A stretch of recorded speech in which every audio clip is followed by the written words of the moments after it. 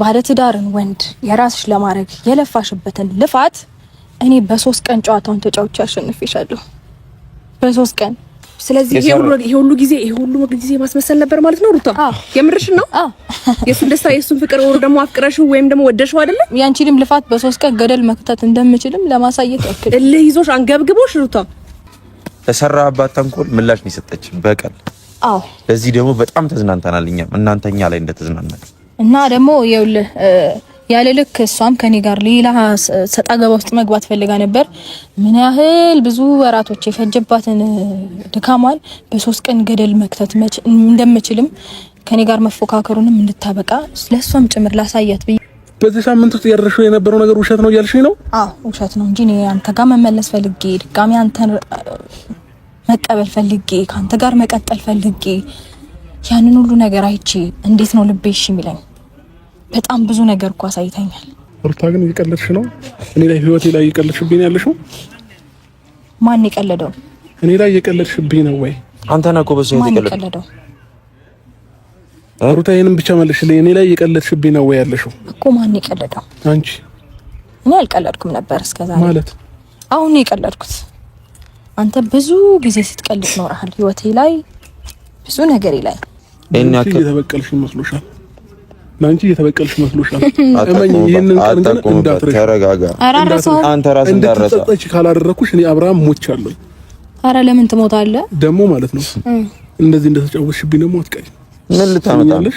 ምን እንደማመጣ ደግሞ በደንብ ምንም አታመጣም። ባይዘው ታውቂኛለሽ ምን እንደማመጣ ማለት ገና ካሁኑ በዚህ ችንገላግላለሁ። በ3 ቀን ጨዋታ ቀየርኩ ስላለሽ እንዳይመስልሽ። እሺ ሰው ስላለሽ እንዳይመስልሽ።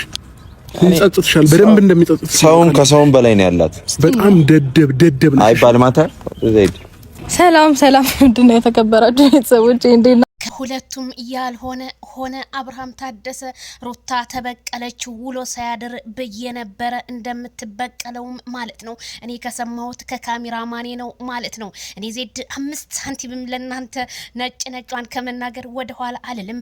አብርሽ ግን ዛሬ በንዴት ሩታን ደደብነሽ ብሎ እንግዲህ አሳይሻለሁ እኔ አብርሃምን አታቂኝም በማለት ከጨበሬው ጋር ሆና ሩታ አብርሃምን ተበቀለችው። የበቀል ቪዲዮ ይዛ መጣች። በጣም ያሳዝናል፣ በጣም ያሳፍራል። እንደዚህ አንጠብቅሽም ነበር ሩታ። የልጅሽን አባት በበቀል ብለሽ መንጣቱ ራሱ ድፍረት ነው። ማይክልዬ አይዞህ፣ ነገም ሌላ ቀን ነው ማለት ነው። በጣም ይደብራል፣ በጣም ያስጠላል። ኦዲየንስ ብዙ ነገር እየጠበቀ ዛሬ በዚህ ቪዲዮ መንጣታችሁ ግን ለናንተ ትልቅ ቅሌት ነው ማለት ነው።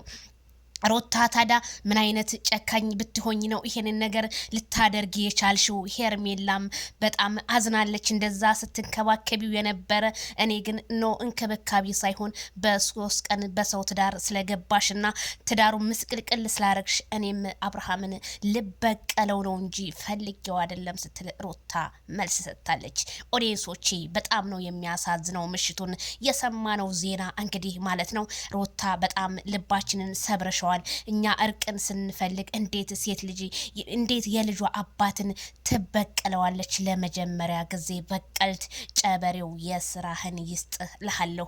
እኛ ደህና ነገር ስንጠብቅ እናንተ በረዶ አንጥታችሁ ትዳራችሁ ውስጥ ችልስ አደረጋችሁበት። ነገ ጠዋት ግን ሩታ ብትጎዳ እነ ትክክል ሩታ ተጎዳይ ብላችሁ በተናገሩ ካልዳነ ይሙት ነው የምላችሁ። ውርድ ተራስሽ እያንዳንድሽ ማለት ነው።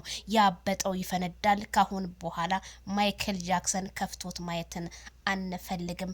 ላይክ ሸር ይሄ ቪዲዮ ለሁሉም ይድረስ። በጣም ነው የሚያሳፍረው። በጣም አሳፋሪ ቪዲዮ